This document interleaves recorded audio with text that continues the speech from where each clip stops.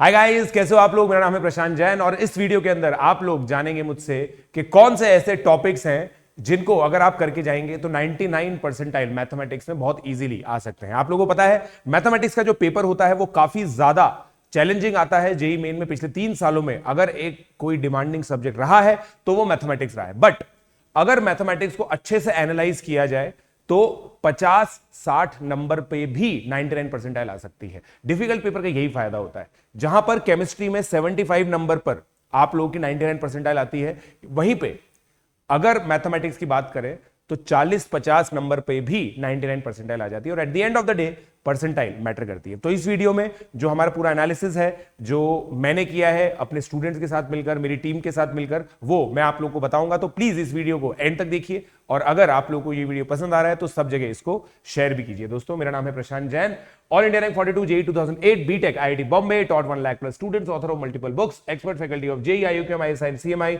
आईएनसीएचओ gold medalist, INPhO, NTSC qualified. So दोस्तों, 2021 में जब पेपर आया था ना, तो 2021 के पेपर और 22 के पेपर के बेसिस पर मैंने एक स्ट्रैटेजी बनाई थी अपने स्टूडेंट्स के लिए। और आप लोगों ने ऑब्जर्व किया होगा, आप लोगों ने देखा होगा, मेरे मोर देन 9 स्टूडेंट्स की टॉप 1000 में रैंक आई जेई मेन के अंदर। उसके अलावा न्यूमरस अराउंड 40 to 50 ऐसे स्टूडेंट्स थे जो मेरे क्लासरूम थे, जिन्होंने 2 साल पूरे मेरे साथ मैथमेटिक्स पढ़ी, उनकी 99 परसेंटाइल से ज्यादा परसेंटाइल आई। और ऐसे तो बहुत ही सारे स्टूडेंट्स हैं, सैकड़ों ऐसे स्टूडेंट्स हैं जिनकी 99 से ज्यादा परसेंटाइल मैथमेटिक्स में आए। सो चलिए, अब मैं आपको वो टॉपिक्स बताता हूं जो बहुत ज्यादा इंपॉर्टेंट होते हैं। पहला टॉपिक ऑब्वियसली डेफिनेट इंटीग्रेशन है। इसके अंदर एरिया अंडर कर्व मैंने हटा दिया है। मेरा ये मानना रहता है कि तकरीबन 3 सवाल हर साल डेफिनेट इंटीग्रेशन में से आते हैं। तो इसका एक स्टैट्स अगर आप सुनेंगे तो आप बहुत ही सरप्राइजिंग लगेगा। 170 problems have been asked, 170 problems पूछी गई हैं इन लास्ट 9 ईयर्स। 9 साल में 170 प्रॉब्लम्स। मैं पिछले 9 साल का डेटा ही आप लोगों को बताता रहूंगा। तो 170 प्रॉब्लम्स इसमें पूछी जाती हैं। इसके अंदर 3 चीजें आप लोग को ध्यान रखनी है। एक है न्यूटन लेबनिट्ज। न्यूटन लेबनिट्ज को आप कर लीजिए। और मैं आपको सिंपल चीज बोल रहा हूं, केवल एक काम करना है, न्यूटन लेबनिट्ज पढ़नी है और फिर जेईई मेन के पीवाईक्यूज करने, दैट्स इट। टाइपोलॉजीज रिपीट होती है। फिर integration as limit of sum, integration as limit of sum. और तीसरी चीज भी मैं आप लोगों को बता देता हूं, किंग्स रूल, दैट्स इट। और कुछ नहीं करना। ये चीज आप कर लीजिए। इन 3 में से एक क्वेश्चन आपका पक्का आ जाएगा।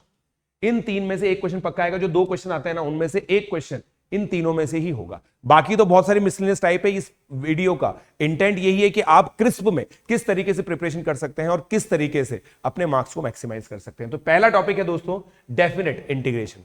दूसरा टॉपिक है area under curve. Area under curve के देखिए, अगर मैं प्रॉब्लम्स की बात करूं ना, केवल 76 problems. But the important thing is हर साल हर शिफ्ट में एक question minimum area under curve का आता है। ये डेफिनेट चीज है, ये डिटर्मिनिस्टिक चीज है। और इसके अंदर इनवेरिएबली पैराबोला आता ही आता है। और पैराबोला के अंदर ये जो ट्रिक होती है कि ये वाला जो एरिया है ये 2/3 ऑफ द रेक्टेंगल होता है, इससे मेजॉरिटी ऑफ द क्वेश्चन हो जाते हैं। ये टाइपोलॉजी या फिर ये वाली जो टाइपोलॉजी होती है कि टेंजेंट आपने बना दी और फिर आप लोग को एरिया निकालना। तो ये 2 टाइपोलॉजी से आप लोगों का मैक्सिमम काम हो जाता है। तो एरिया अंडर कर्व के अंदर भी आप लोग को सिंपली क्या करना है, सिंपली आप लोगों को इसके अंदर पीवाईक्यूज सारे सॉल्व कर लीजिए। पीवाईक्यूज जो दे रखे हैं उसके अंदर सारी की सारी जो टाइपोलॉजी है वो कवर्ड है। डिस्क्रिप्शन में एक लिंक अवेलेबल है 12th रिवीजन प्लान के नाम से। उस रिवीजन प्लान के अंदर ये सारी पीडीएफ्स आप लोगों को टॉपिक वाइज अवेलेबल है, तो उसको एक्सेस कीजिए और अपनी प्रिपरेशन को मैक्सिमाइज कीजिए। तीसरा टॉपिक अगर मैं बात करूं वो है वेक्टर 3D। अब वेक्टर 3D मेरे हिसाब से सबसे ज्यादा इंपॉर्टेंट चीज है। इसके अंदर ये क्योंकि हर एक करिकुलम में बिल्कुल एंड में पढ़ाया जाता है, जेईई अथॉरिटीज, एनटी अथॉरिटीज को भी इस बात की नॉलेज है और इस वजह से इस चैप्टर में वो बिल्कुल टॉपिक वाइज क्वेश्चन देते हैं। बिल्कुल जैसे डेफिनेशन अप्लाई करनी होती है ना, उस तरह के क्वेश्चन देते हैं। वेक्टर 3D से पिछले 9 साल में 220 प्रॉब्लम्स आई, 220 प्रॉब्लम्स आई हैं वेक्टर 3D के अंदर। आप समझ रहे हैं, 220 प्रॉब्लम्स वेक्टर 3D के अंदर आई हैं पिछले 9 सालों में। और फिक्स्ड टाइपोलॉजी होती है इसके अंदर, जैसे डिस्टेंस बिटवीन स्क्यू लाइन हो गया, डिस्टेंस बिटवीन स्क्यू लाइंस, ठीक है, फिर उसके बाद एक question vector equation. Vector equation का मतलब क्या होता है, जिसमें डॉट और क्रॉस करना पड़ता है।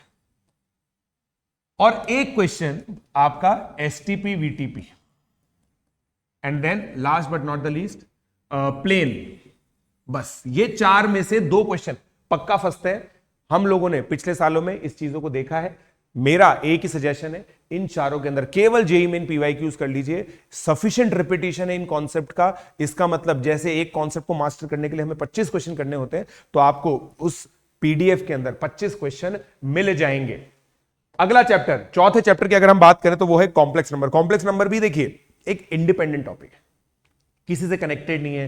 जैसे अगर कोनिक सेक्शन की मैं बात करूं तो स्ट्रेट लाइन पढ़ना पड़ता है, फिर सर्कल पढ़ना पड़ता है, फिर कोनिक सेक्शन की बारी आती है। डेफिनेट इंटीग्रेशन की अगर मैं बात करूं तो पहले इंटीग्रल कैलकुलस जो इनडेफिनेट इंटीग्रेशन होता है वो पढ़ना पड़ता है, उससे भी पहले ये एप्लीकेशन ऑफ डेरिवेटिव पढ़ना पड़ता है, उससे पहले फंक्शंस पढ़ना पड़ता है, उससे लिमिट्स, कंटिन्यूटी, डिफरेंशियबिलिटी पढ़ना पड़ता है, बहुत सारे डिपेंडेंसी। बट कॉम्प्लेक्स नंबर एक ऐसा चैप्टर है जो इंडिपेंडेंट है, और इस वजह से इसको मैंने इंक्लूड किया है। अगर आप देखेंगे इसकी पिछले 9 सालों में 111 प्रॉब्लम्स पूछी गई हैं इन जेईई में। इसके अंदर सबसे पहले होती है लोकस प्रॉब्लम, जिसके अंदर मॉड इन्वॉल्व होता है, मॉडुलस। एक प्रॉब्लम सिंपली ऐसी आती है जिसमें x प्लस आई वाई को x माइनस आई वाई के साथ मल्टीप्लाई करना होता है, मतलब कॉन्जुगेट, ठीक है। और एक प्रॉब्लम आएगी डिमॉइवर्स थ्योरम या फिर क्यूब रूट ऑफ यूनिटी।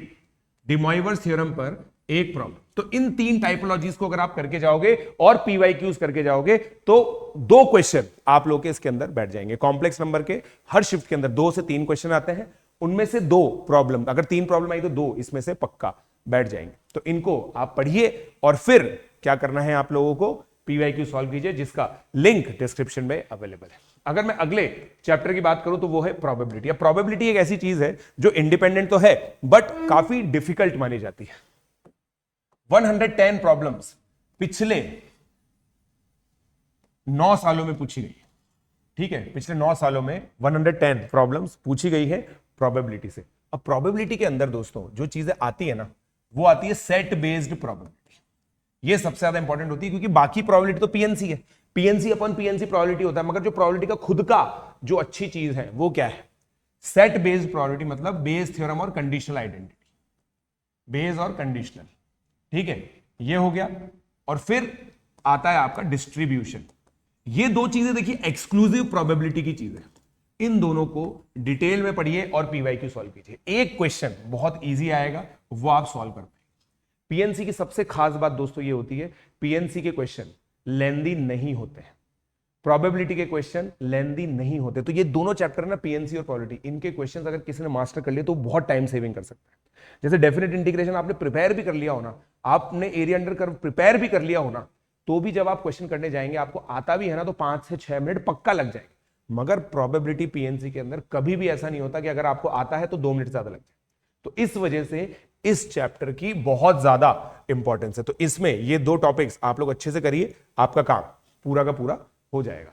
फिर मैट्रिसेस एंड डिटरमिनेंट की हम लोग बात करते हैं। मैट्रिसेस एंड डिटरमिनेंट ऑब्वियसली एक और इंडिपेंडेंट टॉपिक, जिसमें 137 प्रॉब्लम्स आई है। 137 problems in 9 years. 137 problems in 9 years के अंदर अगर मैं स्प्लिट देखूं तो डिटरमिनेंट के अंदर जो कंडीशन ऑफ सॉल्वेबिलिटी होती है या फिर क्रैमर्स रूल जिसको बोलते हैं, वो बहुत ज्यादा आया है। कंडीशन ऑफ सॉल्वेबिलिटी, क्रैमर्स रूल बहुत ज्यादा पूछा जाता है। अगर मैट्रिसेस की बात करूं तो ये वाली जो मैट्रिसेस होती है ना, cos alpha minus cos alpha, sine alpha minus sine alpha, और इसके अंदर जो पीरियोडिक नेचर बनता है इसका, पीरियोडिक नेचर का जो प्रॉब्लम होता है कि a की power n is equal to a आ जाता है, इस पे बहुत ज्यादा प्रॉब्लम्स आती हैं। और एक चीज जो बहुत ही इजी और लो हैंगिंग फ्रूट है वो है मॉड a का relation with mod adjoint of a। ये प्रॉपर्टी रिपीटेटिवली यूज होती है, बहुत ज्यादा यूज होती है कि भाई mod of adjoint of a जो होगा वो होगा मॉड a की पावर n माइनस, ये वाली जो क्वांटिटी है। और 2-3 बार एडजॉइंट लगा देता है, ऐसे पूछ लेता है मॉड ऑफ एडजॉइंट। तो ये एक ही तरह की टाइपोलॉजी है जो हर साल पूछी जाती है, इस साल भी पक्का पूछी जाएगी, काफी चांसेस है, हाफ प्रोबेबिलिटी है, अगर 10 शिफ्ट होंगी तो 5 शिफ्ट में एडजॉइंट का क्वेश्चन पक्का आएगा। ठीक है, चलिए अब अगला हम लोग देखते हैं application of derivatives. Application of derivatives एक मतलब मेरे को पर्सनली ऐसा फील होता है कि ये एक ऐसा चैप्टर है जो फिजिक्स में बहुत ज्यादा पढ़ाया जाता है, बट मैथ्स के अंदर भी दे रखा है, जिसके अंदर optimization problem, maximum minima, monotonicity, इन सब की बातचीत होती है। तो इसकी अगर मैं बात करूं तो 170 प्रॉब्लम्स, अगर आप थोड़ा सा दिमाग लगाएंगे ना तो ये चीज समझ सकते हैं कि डिफरेंशियल कैलकुलस एंड होती है एप्लीकेशन ऑफ डेरिवेटिव पर, इंटीग्रल कैलकुलस खत्म होती है डेफिनेट इंटीग्रेशन पर। इसी वजह से इन दोनों चैप्टर से बहुत ज्यादा चीजें पूछी जाती है। डिफरेंशियल इक्वेशन भी है, बट डिफरेंशियल इक्वेशन को मैंने इसलिए नहीं लिया क्योंकि डिफरेंशियल इक्वेशन एक ऐसी चीज है जिसका सर्टेनिटी के एक ही क्वेश्चन आएगा उसमें, बट कभी कभी बहुत लेंदी प्रॉब्लम्स आ जाती है, मगर एप्लीकेशन ऑफ डेरिवेटिव में मल्टीपल प्रॉब्लम्स आती है। तो 170 प्रॉब्लम्स की अगर मैं बात करूं तो एक प्रॉब्लम तो आपकी मैक्सिमम मिनिमा की पक्का आएगी, मैक्सिमम मिनिमा। फिर एक आती है टेंजेंट नॉर्मल की, कि भाई कोई कर्व दे रखा होगा जिसके अंदर टेंजेंट और नॉर्मल की इक्वेशन पूछेंगे, minimum distance between the curve पूछेंगे, maximum distance between the curve पूछेंगे, angle of intersection between the curve पूछ लेंगे। Angle of intersection between the curve आप लोगों से पूछा जा सकता है। फिर इंक्रीजिंग डिक्रीजिंग का इंटरवल, इंक्रीजिंग डिक्रीजिंग का इंटरवल मतलब मोनोटोनिसिटी, ये सबसे ज्यादा पूछी जाती है। जो तीसरी चीज है ना वो लिखी लास्ट में है मगर मोस्ट इंपॉर्टेंट है। ठीक है, तो 170 प्रॉब्लम्स इसमें से, तो अगर ये तीन चीजें करके आप लोगों ने पीवाईक्यूज कर लिए तो काफी ज्यादा चांसेस हैं कि आप लोग बहुत अच्छा स्कोर करेंगे। पीवाईक्यूज के लिए जो कॉम्प्रिहेंसिव लिस्ट है ना, बहुत जगह आप लोगों को पीवाईक्यूज सेग्रीगेटेड मिलते हैं, कुछ डिलीटेड मिलते हैं। मैं आप लोगों को बता रहा हूं कि ये जो लिखी है ना, ये सारी की सारी प्रॉब्लम्स आप लोगों को जो डिस्क्रिप्शन में लिंक अवेलेबल है वहां पर मिल जाएगा। अब बात करते हैं लिमिट्स कंटिन्यूटी डिफरेंशियबिलिटी की। देखिए, लिमिट्स कंटिन्यूटी डिफरेंशियबिलिटी जिनका अच्छा होता है उसका बेसिकली एप्लीकेशन ऑफ डेरिवेटिव्स भी अच्छा हो जाता है। अगर लिमिट्स कंटिन्यूटी डिफरेंशियबिलिटी की मैं बात करूं तो 133 प्रॉब्लम्स आती हैं हर एक शिफ्ट में। 2 प्रॉब्लम्स एलसीडी की आती हैं, एक प्रॉब्लम में लिमिट निकालना होगा। लिमिट के अंदर सबसे इंपॉर्टेंट टाइपोलॉजी होती है 1 की पावर इंफिनिटी, क्योंकि उन लोगों को पता है कि अगर तुम्हें इंफिनिटी अपॉन इंफिनिटी दे दिया, 0/0 दे दिया, तो तुम लोग एल हॉस्पिटल लगा दोगे। समझदार लोग हैं वो लोग, अब वो इवॉल्व हो चुके हैं, अब वो आपको देंगे 1 की पावर इंफिनिटी, मतलब लॉगरिथमिक लिमिट। लॉगरिथमिक लिमिट के सबसे ज्यादा सवाल आते हैं और फिर ये चीज पूछी जाती है जिसमें यहां पे कुछ fx दिया होता है, यहां पे gx दिया होता है और आपसे बोला जाता है कि यार ये कंटीन्यूअस या डिफरेंशिएबल है और इसके अंदर कुछ अल्फा बीटा दे रखे होते हैं, उनकी वैल्यू निकालनी होगी और फिर एक एंड में दे देंगे कि एक एक्सप्रेशन की इसकी वैल्यू बताओ। इंटीजर में भी आती है इस तरह के सवाल और ऐसे सवाल मल्टीपल चॉइस क्वेश्चंस के अंदर भी आते हैं। तो इन 2 सवाल में से एक सवाल इन दोनों टाइपोलॉजी में से किसी एक में आएगा, तो प्लीज उसको अच्छे से प्रिपेयर कर लीजिए। ठीक है, फिर अगर मैं बात करूं कोनिक सेक्शन की, ये थोड़ा सा डिबेटेबल है ना। कोनिक सेक्शन के 172 प्रॉब्लम्स है, बट मैंने ये ऑब्जर्व किया है बच्चों के अंदर कि कोनिक सेक्शन बच्चों से नहीं होता है और इसकी कैलकुलेशंस भी बहुत थोड़ी सी लेंदी आती है। बहुत सारे फॉर्मूले इसके अंदर होते हैं तो वो याद नहीं होते, बट ये फैक्ट कोई इस चैप्टर से नहीं हटा सकता कि इसके अंदर वेटेज जो है वो बहुत ज्यादा है। 2 से 3 प्रॉब्लम कोनिक सेक्शन की हर साल आती हैं, जिसमें अगर आप लोगों को एक चीज प्रिपेयर करनी है ना, तो आप बस दोस्तों पैराबोला और उसकी टेंजेंट प्रिपेयर कर लो। पैराबोला एंड टेंजेंट, ठीक है। और इलिप्स हाइपरबोला की बेसिक डेफिनेशन, इलिप्स और हाइपरबोला, क्योंकि देखिए पैराबोला की इसेंट्रिसिटी फिक्स होती है 1, मगर इलिप्स और हाइपरबोला की इसेंट्रिसिटी वाले प्रॉब्लम्स आते हैं। आपको बेसिक लेवल पर देखो क्या पता है क्या होता है, ये दे रखा है जैसे मान लीजिए, ठीक है। अब इसमें बेसिक लेवल पर 2 वेरिएबल है, 2 वेरिएबल निकालने के लिए 2 इक्वेशन दे रखी होंगी, या तो कर्व कहीं से पास कर रहा होगा या फिर फोकस दे रखा होगा, कुछ ना कुछ ऐसा दे रखा होगा जिससे आप लोगों को ये पता चल जाए ए क्या है बी क्या है, और फिर आपसे इसेंट्रिसिटी निकलवाते हैं। तो ये एक चीज है, अगर आप देखिए इन 2 चीजों को कर लेंगे ना, नॉर्मल छोड़ दो, बहुत एक्स्ट्रा प्रॉपर्टीज होती है ना कोनिक सेक्शन की, वो छोड़ दो। लेंथ ऑफ लेटस रेक्टम तो सबको पता है, बट फोकल कॉर्ड की लेंथ के 3-4 फॉर्मूले होते हैं, वो सब छोड़ दो। मैं नहीं कह रहा कि वो करो, स्पेशलाइज्ड प्रॉपर्टीज जो होती है सब छोड़ दो, ये सिंपल चीजें करो। टेंजेंट की हर तरह की इक्वेशन याद रखो, कॉमन टेंजेंट के जो क्वेश्चन होते हैं जो स्लोप फॉर्म से होते हैं वो सब याद रखो, सारा काम आपका हो जाएगा। ठीक है, अब मैं बात करता हूं, ये सरप्राइज एंट्रेंट है मेरे लिए, ये सरप्राइज एंट्रेंट। कोई भी नहीं सोचता कि यार सीक्वेंस एंड सीरीज एक ऐसा चैप्टर है जिसमें से 167 प्रॉब्लम्स पूछे जा सकते हैं इन लास्ट 9 ईयर्स। अगर आप देखोगे ना, ये चैप्टर 167 प्रॉब्लम्स इसने दिए हैं पिछले 9 सालों में, और 167 प्रॉब्लम्स का मतलब आप समझ रहे हैं, it is as important as conic section, it is as important as definite integration, it is more important than complex number, it is more important than matrices and determinant, and it is almost as equivalent to application of derivative. ये एक ऐसा chapter जिसमें nth term के question आते हैं, AMGM inequality के question आते हैं, और सबसे ज्यादा सीरीज के अंदर भी 2 AGP और टेलीस्कोपिक, ये सब प्रिपेयर कर लीजिए। 2 क्वेश्चन, एक क्वेश्चन पक्का इसमें से आएगा, एक क्वेश्चन पक्का इनमें से आएगा। 2 प्रॉब्लम हर शिफ्ट के अंदर सीक्वेंस एंड सीरीज से आते हैं, ऑल्दो ये सरप्राइज एंट्रेंट है बट फिर भी ये है, ठीक है। तो मैंने अभी तक दिया आप लोगों को 1 2 3 4 5 6 7 8 9 10 टॉपिक्स मैंने आप लोगों को बता दिए हैं, बट मेरा काम है कि आपको 2 एक्स्ट्रा और बताऊं ताकि 12 में से आप 10 चूज कर लें। तो 2 अगर मेरे को और बताने हैं तो I will take binomial theorem. अब देखो बाइनोमियल थ्योरम और PNC ये दोनों चीजें मैं लेना चाहूंगा, बहुत स्पेसिफिक रीजन है इसका। बाइनोमियल थ्योरम तो देखो क्लियर एंट्रेंट हो गया, पिछले 3 सालों में 140 प्रॉब्लम इसमें, मतलब पिछले 9 सालों में 140 प्रॉब्लम्स आए। हर शिफ्ट में मिनिमम एक क्वेश्चन आता है nth टर्म का और सम ऑफ कोफिशिएंट, nth टर्म और सम ऑफ कोफिशिएंट, ठीक है। तो ये चीज है दोस्तों, ये दोनों में से एक टाइपोलॉजी पक्का आती है, ठीक है। न्यूमेरिकली ग्रेटेस्ट टर्म वगैरह ये सब छोड़ दो, कोई दिक्कत नहीं।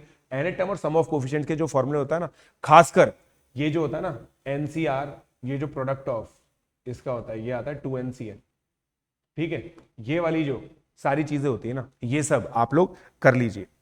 PNC इंक्लूड करने का रीजन बहुत सिंपल है दोस्तों, देखो मैंने प्रोबेबिलिटी इंक्लूड कर दिया, बाइनोमियल इंक्लूड कर दिया, तो एक ही तो रह गया। इसकी 81 problems he, although 81 problems he, but आपका पूरा एक सेगमेंट कंप्लीट हो गया। इसको एक सेगमेंट बोलते हैं, जो चालू होता है बाइनोमियल से PNC तक और प्रोबेबिलिटी पे जाके ये खत्म होता है। ये मिलाकर 5 प्रॉब्लम्स आती हैं आउट ऑफ 30 प्रॉब्लम, जिसमें से 5 ऑप्शनल होती हैं, 10 इंटीजर में आती हैं, उनमें से 5 ऑप्शनल होते हैं, और 20 ऑब्जेक्टिव, मतलब 30 क्वेश्चन में से 5 प्रॉब्लम इस सेगमेंट में से आएगी। और ये सारी प्रॉब्लम्स ऐसी होंगी जिसमें अगर आपको आता है तो आप लेस देन 3 मिनट में कर पाएंगे। ये टाइम सेविंग टॉपिक्स है। तो और PNC के अंदर है ना, देखो दोस्तों, fundamental principle of counting prepare करो, केवल PYQs करो। PNC टफ पता है क्यों होती है? डिफिकल्ट कॉन्सेप्ट आ जाते हैं, सर्कुलर परम्यूटेशन बच्चों को समझ में नहीं आता, ज्योमेट्रिकल प्रॉब्लम्स बच्चों को समझ में नहीं आती, इन वजह से डिरेंजमेंट हो गया, डिरेंजमेंट बच्चों को समझ में नहीं आता। ये सब कुछ ऐसी चीजें हैं जो PNC को बहुत टफ बनाती है। But the good news is ये सब पूछा ही नहीं जाता, और ये सब नहीं पूछा जाता तो क्यों करना है? तो सिंपल अपनी जो पूरी प्रिपरेशन है वो PYQs पर बेस करिए, और कोशिश कीजिए कि आप लोग आइडेंटिफाई कर पाए इन चीजों को। तो इस वीडियो को दोस्तों आप लोगों को बुकमार्क करना है, जो जो टॉपिक्स मैंने आपको बताए हैं वो करना है, प्रिपेयर कीजिए उनको। 11th के इसमें जो भी टॉपिक्स है उसके डिटेल लेक्चर आप लोगों को मेरे भी मिल जाएंगे। बाकी अगर आप वन शॉट प्रेफर करते हैं तो वन शॉट देखिए, बट इन सभी चीजों को कंप्लीट करके PYQs आप लोग सॉल्व कीजिए। आई होप आप लोगों को ये जो वीडियो है बहुत ज्यादा पसंद आया होगा। I have tried to keep it very short और बहुत जल्दी बोलने की कोशिश की। तो इस वीडियो से अगर आपको बेनिफिट हुआ हो तो प्लीज इसको मैक्सिमम जगह शेयर कीजिए। Keep liking, keep sharing, keep subscribing and keep coming on plus platform using my code PJ Live।